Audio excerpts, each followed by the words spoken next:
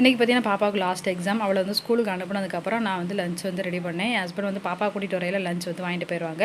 இதுக்கிடையில் பார்த்தீங்கன்னா லஞ்ச் சமைச்சு முடிச்சுட்டு 1 to 1:30 வந்து 1 to 2 வந்து நான் வந்து வெத்தலை தீபம் போடுவேன். அதெல்லாம் போட்டு முடிச்சுட்டு அப்படியே கொஞ்சம் இருக்கிற சின்ன சின்ன வேலையெல்லாம் வந்து பார்த்துடலாம் அப்படின்னு சொல்லிட்டு பார்த்துட்டு இருந்தேன். பாப்பாவும் ஸ்கூல்லேருந்து வந்துட்டா. எக்ஸாம் வந்து நல்லா எழுதியிருக்கேன் அப்படின்னு வந்து சொல்லியிருந்தா.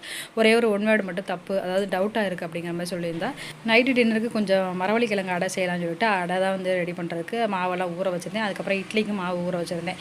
இட்லிக்கு ஊற வச்சது கிரைண்டரில் போட்டுவிட்டு அடைக்கு ஊற வச்சது மிக்ஸி ஜாரில் வந்து அரைச்சி எடுத்துகிட்டு அதை ரெடி பண்ணி வச்சுட்டு அதுக்கப்புறம் பாத்திரம்லாம் விளக்கிட்டு அப்படியே மிஷினில் வந்து துணி போட்டலாம்னு சொல்லிட்டு அந்த துணியை வந்து போட்டு முடிச்சிட்டேன். அப்புறம் ஈவினிங் மேலே வந்து அப்படியே செடிக்கெல்லாம் தண்ணி ஊற்றலாம்னு சொல்லி செடிக்கு தான் தண்ணி ஊற்றிருந்தேன். செடிக்கு ரெகுலர் தண்ணி ஊற்றவே முடியல. மல்லிகைப்பூ செடி பார்த்திங்கன்னா நிறைய மொட்டு விட்டுருக்கு. நல்லா பெரிய பெரிய மல்லிகைப்பூவாக பூக்கும். இது அடுக்கு மல்லி.